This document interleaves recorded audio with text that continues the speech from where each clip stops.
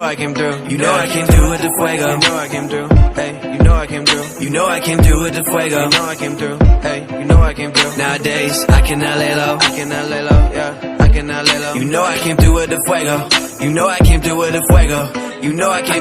Ya, DPR akhirnya mengesahkan Undang-Undang Cipta Kerja pada Senin sore. Namun sebelumnya undang-undang ini menuai polemik dari berbagai pihak. Dalam UU Cipta Kerja terdapat beberapa poin yang dinilai sangat kontroversial dan merugikan para pekerja. Mari kita lihat bersama poin-poin utama yang dirangkum oleh tim Litbang CNN Indonesia. Yang pertama adalah waktu istirahat dan juga cuti. Ini terkait dalam pasal 79 ayat 2 huruf B yang mengatur bahwa istirahat mingguan pekerja ini menjadi 1 hari dalam waktu 6 hari kerja begitu. Nah, ini artinya aturan 5 hari kerja ini dihapus dalam undang-undang ini, dan hak cuti juga berpotensi hilang seperti cuti haid dan juga melahirkan bagi perempuan karena hak upah pekerja atas cuti hilang. Dan selanjutnya ini adalah upah. Ini adalah salah satu yang krusial begitu, diatur dalam pasal 88B.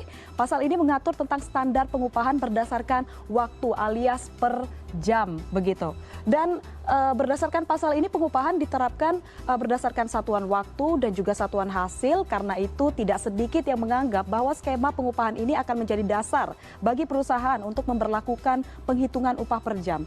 Dan selain itu dalam pasal 88C ini disebutkan menetapkan upah minimum sebagai jaring pengaman. Nah, dalam hal ini kaitan upah minimum yang dimaksud adalah upah minimum provinsi. Pada poin ini banyak juga kekhawatiran terkait pemerintah tengah berupaya menghilangkan upah minimum kabupaten atau kota atau UMK melalui peraturan ini. Dan selain upah, hal lain yang menjadi kontroversi adalah jam kerja yang dinilai eksploitatif. Dalam pasal 77 Undang-Undang Nomor 13 Tahun 2003, pasal sebelumnya ini disebutkan mengenai pelaksanaan ketentuan waktu kerja, yakni 7 jam sehari untuk 6 hari kerja atau 8 jam sehari untuk 5 hari kerja. Nah, sementara pada UU Cipta Kerja pasal 77 ini disebutkan waktu kerja paling lama adalah 8 jam dalam waktu 1 hari dan 40 jam dalam waktu 1 minggu. Nah, selanjutnya poin yang menarik diperhatikan juga adalah mengenai penghapusan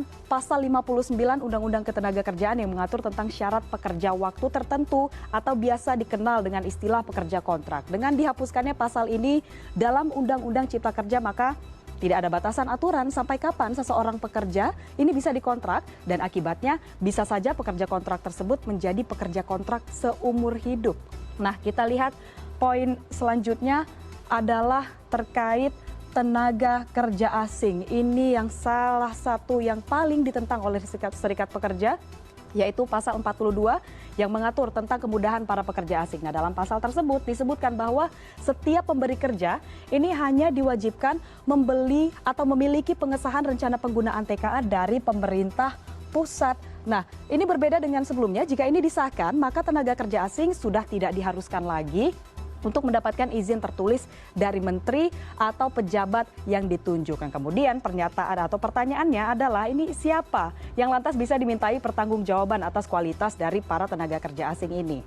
Dan selanjutnya uang penghargaan masa kerja. Nah, ini diatur selama ini masa kerja 24 tahun ini dihapus. Nah, Undang-Undang Cipta Kerja menghapus poin H dalam pasal 156 ayat 3 terkait uang penghargaan bagi pekerja atau buruh yang memiliki masa kerja 24 tahun atau lebih begitu. Nah, di mana seharusnya pekerja menerima uang penghargaan sebanyak 10 bulan gaji, dan tidak berhenti sampai di situ. Jaminan pensiun ini juga menjadi salah satu yang terkena imbasnya, sebab RUU Cipta Kerja menghapus sanksi pidana bagi perusahaan yang tidak mengikut sertakan pekerja atau buruh dalam program jaminan pensiun. Hal ini juga erat kaitannya dengan kemungkinan adanya kontrak seumur hidup seperti yang kita bahas di awal tadi.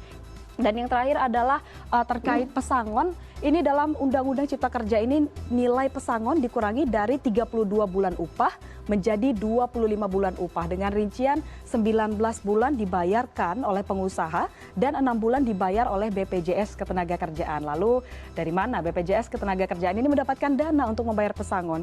Dan inilah dia 8 poin yang menjadi kontroversi terkait Undang-Undang Cipta Kerja ini.